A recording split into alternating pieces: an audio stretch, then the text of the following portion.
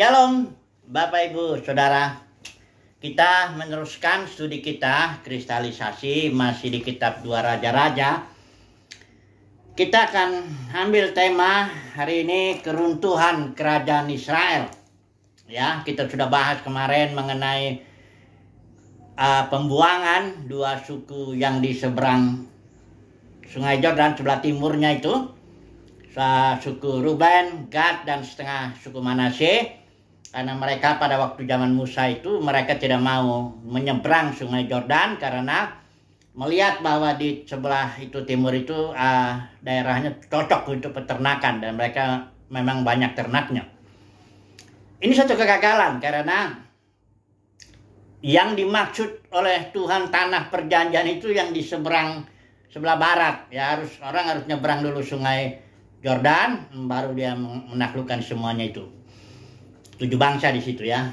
Nah, ini lebih dulu diangkut ke dalam pembuangan oleh Raja Asyur yang namanya kemarin Tiglat-Pilneser atau Pileser ya.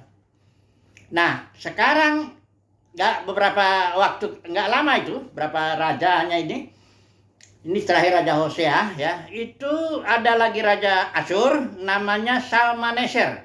Inilah tapi yang meruntuhkan kerajaan Israel itu sebelah utara yang 10. Jadi tinggal 7,5 suku lah itu ya. Itu yang diangkut ke tempatnya sama ya. Tempatnya sama itu daerahnya Halah, tepi Sungai Habor, Sungai Negeri Gotan dan kota-kota orang Madai ini sama ya dengan tempat yang 2,5 suku itu. Hanya yang 2,5 suku lebih dulu ya. Di zaman Tiglat-Pileser itu lebih dulu, kemudian baru Raja Salmaneser ya sama-sama Raja Asyur menyerang Samaria dan membuang penduduknya. Dalam arti kerajaannya runtuh ya, nggak ada lagi rajanya di situ ya. Karena Raja Asyur itu ngirim lagi orang dari daerah Babel apa semua sekitarnya itu tinggal di Samaria. Jadi ditukar gitu loh ya. Nah, ini yang ditukar lah ya.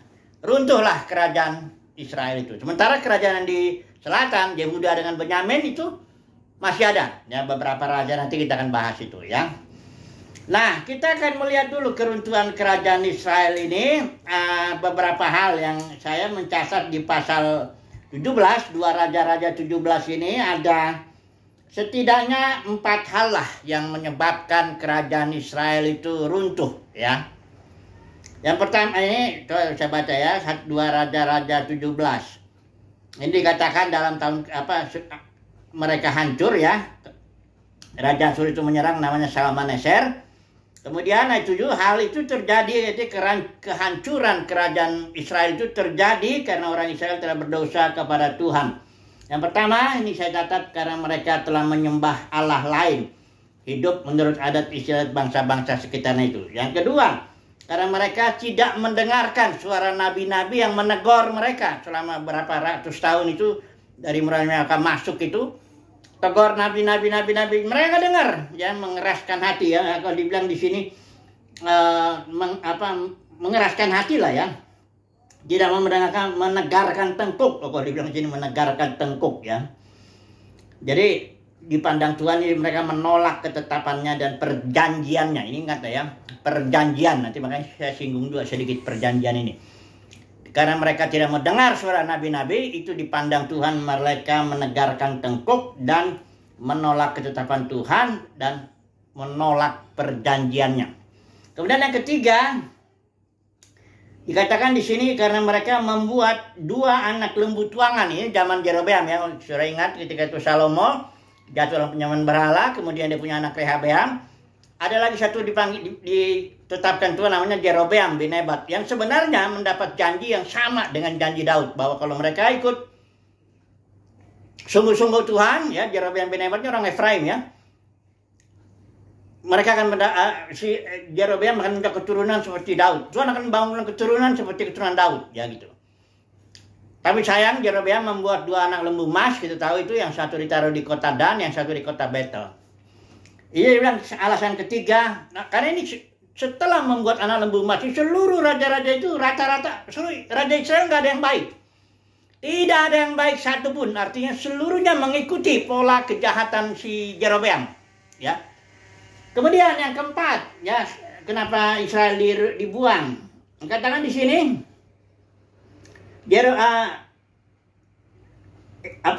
yang keempat mengikuti, ya, ini melakukan dosa yang besar, mengikuti pola Jerobeam bin Nebat. Karena dia sepertinya dia membuat kayak membuat pola kejahatan, ya. Itu dua anak lembu emas itu tidak pernah dihancurkan oleh Raja Israel yang manapun, ya, sampai nanti mereka di pembuangan dibuang, ya udah diangkut dibuang, ya. Demikianlah kondisinya. Nah, mari kita melihat dulu, ini cerita sejarah, ya, benar-benar kejadian itu ada, ya. Tapi kita harus tahu bahwa perjanjian lama itu bersifat nubuat, bersifat bayangan. Ada misalnya nubuat itu berarti ada penggenapannya. Kalau bayangan itu ada wujudnya Kristus itu yang Kolose 2:17. Kalau dia simbol atau tanda, ada makna rohaninya di balik itu. Nah, ini yang perlu kita memahami, ya, kalau mau membaca perjanjian lama itu dan menerapkannya dalam kondisi konteks kita perjanjian yang terikat dengan perjanjian baru, harus melalui suatu saringan yang namanya prinsip konteks. Ya, saya ulangi sekali lagi lah ini, karena ini banyak nggak peduli pengajar kita mau S3 ke S4 ke, seringkali dia melanggar itu prinsip konteks dalam hal ini perjanjian lama, perjanjian baru. Saya beri contoh aja, hukum perpuluhan itu kan perjanjian lama itu. Ini dosen saya S3, ini dia ketua sinode, punya jemaat besar, nggak peduli lah, ya. Dia membawa hukum ini, katanya hukum dalam perjanjian lama itu nggak semuanya dibatalkan, ya. Padahal kita bilang Yesus sudah menggenapinya itu semua, dan hukum Taurat itu diganti dengan hukum roh yang maksudnya hukum Taurat yang ditulis dalam batin. Itu apanya? Tapi dia bilang enggak. Ada hukum perpuluhan masih masuk situ. Ada juga yang ngajar hukum buah sulung. Jadi saya bilang, makanya ini enggak peduli lah. Masalahnya bukan soal pelanggaran terhadap prinsip konteks ini, terutama ya dalam soal duit. Ya, ini dia. Kalau hukum rajam enggak diterapkan, ya. Nah, kalau hukum rajam kan ngeri juga. Itu hukum rajam itu artinya kalau anak-anak yang nakal tuh nggak bisa diatur lagi, sudah dilemparin dengan batu aja. Bawa ketua-tua Israel itu lemparin batu karena sudah nakal sekali. Kan gak enak itu kalau ternyata anak pendeta dia nakal, sudah lemparin batu, kan dia narkoba, dia apa semua, susah kan. Jadi saya ulangin lagi lah, konteks itu berasal dari istilah Latin, kon dengan tectus. Kon itu artinya bersama, tectus itu artinya terjalin, dirangkai. Kalau menenun itu dirangkai, ya. Jadi artinya kalau digabung tuh konteks itu dirangkai bersama, dijalin bersama. Nah, kalau ini diterapkan kepada literatur, khususnya kepada perjanjian lama dan perjanjian baru, itu artinya ada rangkaian pikiran bersama itu yang satu alur gitu. Kalau orang bilang common denominator atau benang merah, terserahlah. Jadi paragraf demi paragraf, hukum demi hukum, ya, cerita demi cerita, itu ada alurnya, alur berpikirnya itu yang adalah bersifat nubuat, berarti ada penggenapannya. Alur berpikir perjanjian baru itu penggenapan. Di sini perjanjian lama tuh ada alur berpikir simbol, di sini makna rohaninya, di sini ada alur bersama bayangan, di sini wujudnya yang adalah Kristus itu. Secara prinsip dan perjanjian lama itu alur berpikirnya itu jasmani, ini baru spiritual. Berkatnya sini jasmani, ini berkatnya rohani, Efesus 1:3. Ini bait sucinya jasmani, gedung, ini bait sucinya orang. Ini musuhnya jasmani, 7 bangsa, ini musuhnya roh jahat. Ini tanah perjanjian itu, nah yang sudah saya baca dari Galatia 3:14 itu warisan. Di sini itu warisannya roh. Jadi di sini warisannya tanah, benar, tanah jasmani, tanah Palestina itu. Kalau di sini roh, maka itu kenapa kalau ini diambil, ya, pola satu hukum diambil atau satu alur berpikir diambil, diterapkan ke sini, maka jadi kacau perjanjian barunya itu. Menjadi suatu tenunan yang nggak lagi terjalin bersama, karena nggak lagi sudah melanggar prinsip konteks, dengan tectus itu, nggak lagi. Itu makanya kalau denominasi itu rata-rata ya, umumnya ya, adalah pelanggaran terhadap prinsip itu. Ibadah katanya menurut para pemimpin denominasi, rumah Tuhan itu katanya gedung. Di sini rumah Tuhan, ya. Harus ibadah di gedung ini. Ingat Ibrani 10:25. Padahal Ibrani 10:25 itu adalah episinagoge, pertemuan dalam dimensi roh. Karena ibadah menurut Yesus itu bicara sama perempuan sama dia. Enggak lagi di gunung ini, gunung itu, gedung ini, gedung itu, ritual ini, ritual itu, hukum ini, hukum itu. Enggak begitu lagi. Ibadah sudah melalui mengikuti pimpinan hukum roh. Dan dalam realita itu apa? Bukan bayangan, lawan itu bayangan. Realita itu. I am the reality. Itu artinya aku bukan simbol, kata Yesus. Aku bukan bayangan, aku wujudnya Kristus itu. Jadi Bapak Saudara, jadi kalau orang sudah melanggar prinsip konteks, saya 10 tahun saya ngajar hermeneutik, itu salah satu prinsip yang paling tidak boleh dilanggar. Tapi yang ternyata dilanggar hampir dalam mayoritas juga kekristenan melanggar prinsip itu. Mayoritas saya bilang ya, sedikit sekali. Karena ada seorang teolog yang saya sangat hormati dulu waktu zaman kuliah itu saya ikutin terus. Seminarnya saya ikutin, buku-bukunya saya baca, saya pelajari. Dia ngomong perpuluhan lagi. Ngomong soal suku Lewi di sini lagi. Aduh. Suku kita imam juga, itu imam peraturan Harun. Orang Israel. Suku Lewi ada yang memang hak untuk mendapat perpuluhan. Tapi di sini imam-imam kita semuanya imam. Semua anggota gereja itu imam. Imam menurut aturan Melkisedek. Karena Yesus itu imam menurut aturan Melkisedek. Berarti kita imam-imam juga menurut aturan Melkisedek. Ini kan nggak ada hubungannya. Aduh, jadi itulah makanya saya bilang susah ini. Kadang-kadang bukan soal teologis, kadang-kadang soal perut. Namanya orang di sini pemimpin denominasi rata-rata butuh duit, dia makan dari situ. Nanti dia bilang, gimana dong? Kami mau makan. Dia pikir kali kalau orang yang nggak hidup dalam denominasi itu, dalam aturan itu begini, dia nggak mati. Saya yang udah hidup di situ 22 tahun lebih itu, nggak mati kok. Ya Tuhan pelihara lah. Bego apa Tuhan ini kita anggap apa gimana? Ya, ini karena ketakutan, kekhawatiran, keinginan, kerinduan akan kemuliaan manusia, ya jadi begitu. Ya jadi bukan soal teologis. Tapi memang ada yang benar-benar soal teologis, sama juga secara teologis nggak ngerti. Prinsip perjanjian lama itu dia bersifat nubuat, penggenapannya perjanjian baru. Dia bersifat simbol, tanda, makna rohnya di sini. Dia bersifat bayangan, wujudnya adalah Kristus. Tanah perjanjian atau warisan Israel itu adalah tanah bentuk jasmani. Di sini warisan kita adalah roh. Jadi sudah bahas itu kemarin ya. Atau Kristus. Oke lah, coba dulu kita kembali dulu menerapkan ini. Kerajaan utara, kerajaan Israel itu gagal. Kalau kita tafsirkan ke sini ya, itu kerajaan Israel gagal mendapatkan warisannya. Kalau gereja, karena sudah jatuh jadi ribuan denominasi, bukan besar, memang pada mayoritas gagal menerima warisannya. Yaitu warisannya apa? Kristus. Ya. Nah ini dia, coba dulu saya pelan-pelan dulu bicara dulu ini. Mengapa gereja atau ribuan denominasi, kan gereja itu satu tadinya ya. Itu yang dicurahkan Roh Kudus 120 orang, itu mengikuti hukum roh, Bapak Saudara ya. Saudara lihat, baca Kisah Para Rasul 28 pasal. Ada istilah roh itu, dipimpin roh, bisikan roh, penuh roh, ya Roh Kudus melarang, Roh Kudus memimpin dan sebagainya. Itu ada 70 kali. Karena mereka dipimpin roh.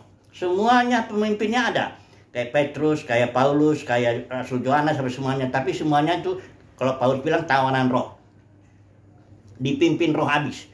Udah gitu komunitas itu disebut komunitas saling. Karena ada 13 kurang lebih dalam perjanjian baru istilah saling. Saling menundukkan diri, saling mengasihi, saling membasuh kaki, saling menegur, saling menasihati, saling. Saudara lihat bedain denominasi ini sekarang ini, ya. Nggak bisa disebut saling karena sudah ada di situ yang pemegang otoritas secara manusiawi itu. Gedungnya bahkan barangkali gedungnya juga milik dia, ya. Macam-macam sudah ada rajanya lah. Karena denominasi memang kerajaan manusia itu. Ada rajanya manusia di situ. Kalau nggak percaya datang aja lah ke satu gedung denominasi. Nggak lama saudara akan ketemu rajanya di situ. Dialah yang punya hak untuk menentukan segalanya di situ. Bukan Yesus. Jangan bilang itu Roh Kudus. Atau jangan, oh dia dipimpin roh. Nggak bisa begitu. Dengan cara ibadah itu aja sudah membuktikan dia nggak dipimpin roh. Pelanggaran terhadap konteks saya bilang itu. Ya, bagaimana kalau ibadah yang sesungguhnya adalah ibadah yang dipimpin roh. Kalau Roh Kudus dalam kehidupan sehari-hari, itulah ibadah. Kehidupan sehari-hari yang dipimpin roh, itulah ibadah. Entah sebagai berumah tangga, sebagai rumah tangga, sebagai pebisnis, sebagai mahasiswa, dia bekerja dipimpin roh. Itu Roh Kudus itu real, Bapak Saudara. Dalam batin umat pilihan Tuhan itu real ya. Bahkan dia sering mengingatkan cara makan kita, cara tidur kita, kalau bahkan membangunin tidur. Kalau kita pergi ada yang ketinggalan, diingatkan oleh dia. Itu hal yang sehari-hari. Saya mengalami itu sehari-hari. Nggak ada sesuatu yang aneh. Ketika baca Alkitab, tiba-tiba datang pengertian. Begini loh, begini. Kita berpikir juga ya, bukan jadi bengong, nggak pakai otak. Bukan begitu. Kita pakai akal kita, tapi akal kita tuh diterangi, dibisikkan oleh roh. Sehingga kita mengerti Alkitab itu. Ya, itu ibadah dalam roh dan kebenaran itu adalah suatu kehidupan saat demi saat, sehari-hari. Itulah ibadahnya. Kita dimerdekakan dari perbudakan. Kalau dalam mayoritas itu denominasi ini perbudakan hukum-hukum itu. Nanti saya baca dulu ya, sebentar dulu. Jadi ini dulu, pelan-pelan dulu ya. Saya cukup waktu ya. Jadi kita kembali dulu ya, yang intinya ya dari cerita kita itu, bahwa Israel atau kerajaan utaranya itu yang 7,5 suku itu tinggal, runtuh kerajaannya, dibuang juga orangnya, tidak mendapatkan warisan. Ya, tidak mendapatkan warisan. Nah, sekarang gereja kita kembali. Bagaimana sih warisan gereja itu? Kan Kristus. Betul. Tapi kepenuhan Kristus ya. Coba dulu saya baca dulu Efesus ini. Seharusnya ya, Rasul Nabi Gambar Pengajar itu memperlengkapi saja umat pilihan atau orang kudus, supaya pada gilirannya orang, nggak usah kita baca lah ya, udah tahu kan itu Efesus 4 itu. Rasul Nabi Gambar Pengajar memperlengkapi orang-orang kudus, supaya pada gilirannya orang-orang kudus ini membangun tubuh Kristus sampai kita semuanya mencapai tingkat pertumbuhan yang kepenuhan Kristus. Karena Kristus atau roh yang dicurahkan pada hari saat Pentakosta itu adalah berupa panjar. Saya udah bilang itu Efesus pasal 1, lihat Arabo di istilah Yunani itu panjar. Warisan kita itu masih berupa panjar. Jadi Roh Kudus yang kita terima saat ini itu masih berupa panjar. DP, down payment. Kita perlu bertumbuh sampai kepenuhan Kristus, dan itu terjadi ketika hari raya pondok, penggenapan hari raya Tabernakel, Pondok Daun, ya. Disitulah dijelasin di Roma pasal 8 ayat 19-21. Bahwa di akhir zaman ketika Tuhan Yesus datang, dia akan memberikan kepada kita roh dalam pengertian kepenuhannya. Ya, kita ditampilkan, dimanifestasikan sebagai anak-anak Elohim. Untuk memerdekakan. Kita dalam kemerdekaan di situ, kemuliaan Elohim. Kita memerdekakan seluruh ciptaan. Itulah dia, sebab Yesus bilang, kamu akan melakukan pekerjaan yang lebih besar daripada yang aku lakukan. Memang Yesus mengerjakan di sini sebagai seorang diri, ketika itu dia dan juga dapat roh yang tak terbatas. Karena Injil Yohanes bilang, siapa yang berbicara firman, diutus Tuhan, dia menerima roh yang tak terbatas, maksudnya Yesus. Tapi dia sendiri kan. Lalu di sini nanti Kristus korporat diberikan roh yang tidak terbatas, dia akan melakukan perbuatan lebih besar daripada Yesus. Dalam arti membebaskan seluruh ciptaan itu. Sekarang kondisi kita masih kita dapatkan roh yang berupa DP atau panjar. Perlu kita bertumbuh. Ya. Bertumbuh dalam kasih karunia. Makanya Petrus bilang, bertumbuhlah dalam kasih karunia. Karena semuanya memang kasih karunia, tapi harus bertumbuh. Nah, kalau seorang tidak bertumbuh, dia dikatakan di sini ahli waris. Kita kaitkan ya di surat Galatia ini. Kita sekarang baca dulu surat Galatia. Menurut Paulus ini dijelaskan dengan beberkan, kalau seorang sekalipun dia Tuhan atas segala sesuatu, sekalipun dia sudah menerima Kristus atau roh dalam bentuk DP atau panjar atau arabon itu, kalau dia nggak bertumbuh, dia tetap sebagai tidak mendapat warisan. Nah, ini saya baca dulu ya. Saya baca dulu ya, supaya kita maksudnya ngerti. Surat Galatia ini sebenarnya surat di mana Paulus menegur dengan keras ini jemaat-jemaat di Galatia ini, kalau Galatia provinsi yang Jabal Maju, karena mereka mau kembali lagi diperbudak, diikat oleh aturan-aturan agamawi. Nanti aturan-aturannya itu dikatakan apa? Memelihara nih, coba saya baca dulu ya, memelihara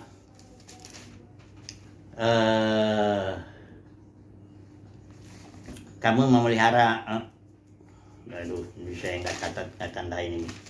Hari-hari tertentu, bulan-bulan ya tertentu. Udah gitu. Ini dia ayat Galatia 4 ayat 10. Kamu dengan teliti memelihara hari-hari tertentu, bulan-bulan, masa-masa yang tetap, tahun-tahun. Kemudian mereka harus bukan menyunatkan dirinya. Jadi ada guru-guru palsu yang namanya, yang berasal dari Yudaisme, ngajarin jemaat di Galatia, engkau kalau mau selamat harus mentaati hukum Taurat. Gitu loh.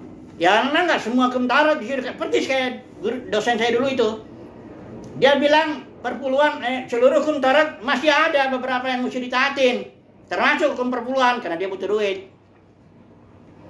Kayak gini nih dia nih, ini guru palsu nih, ya, karena memperbudak dengan aturan-aturan itu, ya. Nanti bilang di sini harus sunat, memelihara hari-hari tertentu, bulan-bulan, masa-masa dan sebagainya. Jadi seluruh pemikiran surat Galatia adalah teguran Paulus ya, karena mereka mendengarkan Injil yang lain. Bukan Injil kasih karunia yang bahwa kamu tuh sebenarnya Kristus sudah memerdekakan kamu. Hanya pergunakanlah kemerdekaan itu untuk melayani. Ya, kamu harus bertumbuh sampai menerima kepenuhan Kristus sebagai anak agar kamu mendapat waris. Di sini makanya Paulus bilang begini. Coba perhatikan ini ya. Ayat 7 ya. Pasal 4. Jadi kamu bukan lagi hamba, melainkan anak. Jikalau kamu anak, maka kamu juga adalah ahli waris. Warisan kita apa? Kristus yang sepenuhnya, kepenuhan Kristus. Bukan yang pencurahan roh Pentakosta itu, di hari Pentakosta itu, bukan itu. Ini dahsyat warisan kita. Kita akan menjadi serupa, segambar dengan dia, mirip betul-betul Selem dan Demut dengan Tuhan sendiri. Dengan menerima pencurahan roh yang sepenuhnya, sama seperti yang diterima oleh Yesus. Bayangkan itu, saudara. Ya, itulah warisan kita. Jangan mikir-mikir surga itu nanti saya mau lari ke surga, di sana ada gedungnya, ada jalan dari emas, di situ nyanyi-nyanyi terus. Itu konsep-konsep tolol dari yang diajarkan oleh umumnya para pemimpin denominasi itu. Karena nggak ngerti mereka. Warisan kita itu kita menjadi sama seperti dia. Serupa segambar dengan dia dalam arti mengalami kepenuhan roh seperti yang Yesus alami itu di bumi ini, ya. Kayak begitulah kita, ya. Bahkan dengan tubuh yang baru, makanya Yesus bilang kau akan berbuat lebih besar daripada yang kubuat. Cuma ini kita harus bertumbuh dalam kasih karunia supaya kita dari anak menjadi anak, dari hamba menjadi anak dewasa. Seorang bapak itu katanya dia akan berikan warisannya kepada anaknya. Kalau anaknya udah bertumbuh menjadi dewasa. Karena perjanjian baru sifatnya adalah bapak dan anak. Kalau perjanjian lama, suami dan istri. Saya coba dulu ya, sebentar lihat perjanjian. Ini Israel juga gagal menerima. Tadi kita udah baca kan, gagal menerima warisan gara-gara mereka melanggar perjanjian itu, perjanjian Musa. Apa itu perjanjian yang saya kembali dulu bicara soal perjanjian sebelum saya ambil kesimpulan ya. Mudah-mudahan ini semua ya paham lah. Kadang-kadang saya ngomongnya juga kurang sistematis karena ada rasa gimana sih ini para pemimpin denominasi ngajar ngawur banget ini umumnya ya, nggak tahu. Jangan ngomong-ngomong S1 sudah S3 lah. Kata Rocky Gerung bilang ijazah itu hanya bukti bahwa orang itu pernah sekolah, tapi bukan bukti bahwa dia pernah berpikir, kata Rocky Gerung. Kalau kata saya sekali lagi nggak ngeremehin ya sekolah teologi itu, bukan. Saya mau kasih tahu bahwa orang yang S3 itu bukan berarti dia pernah berpikir, bukan. Nah kalau saya begini, sekolah itu teologi S1, S2, S3 itu hanya bukti. Itu hanya tanda kalau dia dapat ijazah itu, ijazah STH, DTH itu hanya tanda dia pernah sekolah di situ ya kalau benar. Tapi bukan bukti bahwa dia sudah menerima pewahyuan. Enggak bukti itu. Jadi janganlah, tempatkanlah semua pada tempatnya. Itulah hikmat. Sekolah teologi tempatkan dia, jangan diagung-agungkan kayak kalau orang nggak sekolah teologi berarti nggak ngerti Alkitab. Siapa bilang begitu?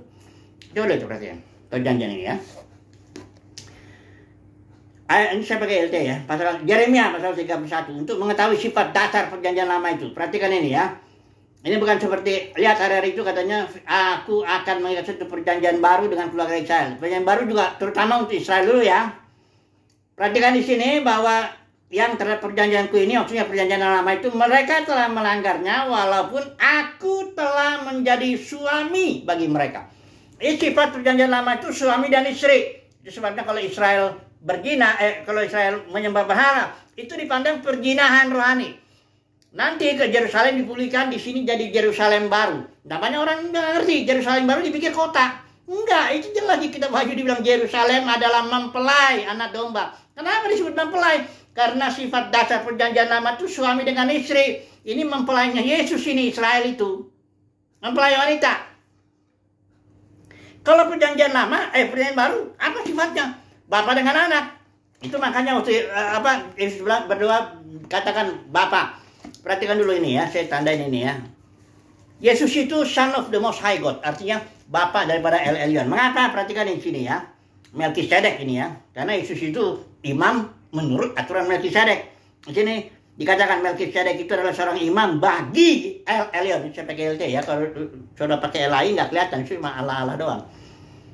Melkisedek itu imam bagi El Elyon, sama seperti Yesus. Yesus juga imam bagi El Elyon, artinya bagi the Most High God. Itu sebabnya dalam Lukas 1 Yesus bilang ayat 32, dia akan menjadi besar dan akan disebut putra yang maha tinggi. Artinya son of the Most High God, son of El Elyon. Karena jadi antara Yesus dengan El Elyon itu Bapa dengan anak. Nah inilah yang, karena Yesus yang bikin perjanjian itu kan, disahkan dengan darahnya. Perhatikan ini di Matius 26. Inilah ini malam terakhir itu ya. Yesus bilang inilah darahku, darah perjanjian baru. Jadi perjanjian baru yang Yesus buat itu dengan gereja, umat pilihan Tuhan dengan gereja lah ya. Itu bersifat Bapa dan anak. Artinya anaknya harus bertumbuh dulu, baru dapat warisannya. Yesus sudah dengan mati bangkit dia dapat dia warisan. Apa warisannya? Segala otoritas di sorga di bumi telah diberikan kepadaku. Itu the Most High God itu dalam arti segala otoritas milik itu the Most High God. Dan itu sudah diwariskan kepada Yesus. Kenapa? Karena dia sudah akhir balik, sudah dewasa dengan mati bangkitnya begitu. Ya sudah di Lukas juga dia bilang bertumbuh juga, ya. Jadi kita juga akan mendapatkan kasih karunia untuk otoritas tertinggi berbagian dengan Yesus. Tapi kita harus bertumbuh, jangan menjadi hamba. Nah, kalau umumnya denominasi itu sudah memperhambakan dengan cara banyak aturan. Ibadah mesti di gedung ini, mesti begini. Harus bayar perpuluhan supaya diberkati, mesti begini, begitu, bagaimana, begini. Banyak sekali. Tiap organisasi aturannya beda-beda. Dari mulai sampai jam kantor pun harus begini, begitu. Pusing. Itu perbudakan. Saya mau bilang itu perbudakan. Itu nggak membuat orang bertumbuh menjadi son of God, menjadi orang yang merdeka. Enggak. Mau 10 tahun, 20 tahun, 30 tahun, kalau dibikin begitu, dia nggak akan dewasa. Ya, ini saya tutup dulu kesimpulan dengan bikin cerita Raja Wali dengan anak ayam deh ya. Begini ceritanya. Sangat menyedihkan ini, tapi menurut saya itulah gambaran daripada orang-orang yang diperbudak oleh yang di dalam denominasi ya, pada umumnya begitu ya. Ini ada seorang petani. Dia ngambil telur burung Raja Wali. Dia naik ke atas bukit. Karena Raja Wali kalau bertelur nggak mau dibawa, dia ke atas itu. Diambil dari telur. Ini si petani taruh di kandang ayamnya, ya, anak-anak ayam sebanyak situ, ditelurkan di situ, ditetasin di situ. Nah teruslah, akhirnya Raja Wali. Tapi Raja Wali ini hidup di tengah-tengah anak ayam. Raja Wali ini makan kayak anak ayam, bercut-cut kayak anak ayam, berlaku seperti anak ayam lah. Kemudian Raja Wali ini agak besar, dia lihat ada burung Raja Wali terbang di atas. Dan dia kaget, ada burung begitu besar kok bisa terbang di atas. Nah, dia cerita, dia kan di antara anak ayam. Si anak ayam ini bilang sama Raja Wali ini, itu karena dia tuh burung Raja Wali, kita ini kan anak ayam. Mana bisa kita terbang kayak dia, katanya. Nah, si Raja Wali percaya. Karena dia memang dibesarkan di antara anak ayam. Besar, bergaya, berlaku seperti anak ayam. Dia bukan lupa. Tidak tahu identitasnya bahwa dia adalah Raja Wali. Ya. Akhirnya si Raja Wali ini matilah. Dan segala potensinya dikubur. Sebagai Raja Wali terkuburlah. Mati dia sebagai anak ayam. Saya mengatakan ini sebenarnya. Saudara, engkau itu Raja Wali. Perjanjian kita itu antara bapak dengan anak. Hanya memang kita perlu bertumbuh.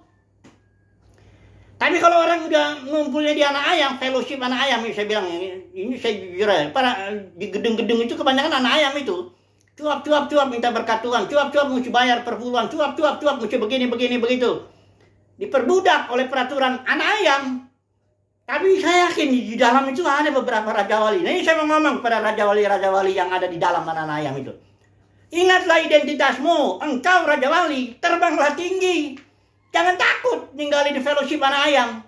Karena engkau itu ditetapkan Tuhan, dipilih Tuhan. Bukan hanya dipanggil, dipilih Tuhan menjadi Raja Wali. Emang engkau Raja Wali. Gimana saya bilang ya?